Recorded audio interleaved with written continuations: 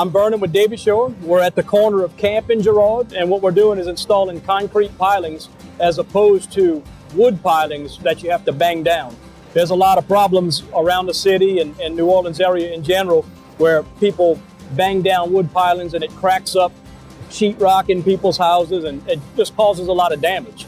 The concrete pilings that we patented and developed, we can get in tight spaces with them.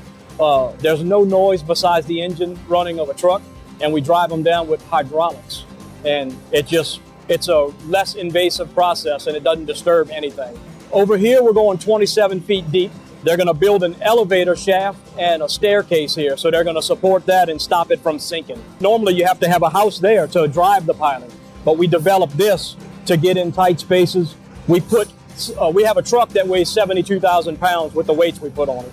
So here we're able to get a 19.6 ton piling here, which is way greater than what they require.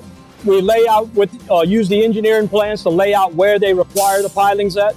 We map it all out, lay them out, and the piling is an 8-inch block, 8 by 8 by 8, with a bolt inside of it that we patented. And you drive down one block at a time and you keep adding a block to it, and you keep on going until it hits refusal. When it hits refusal, it'll just start picking the truck up, or a house in that case if we're lifting a house. The truck is freestanding and not attached to the house at all.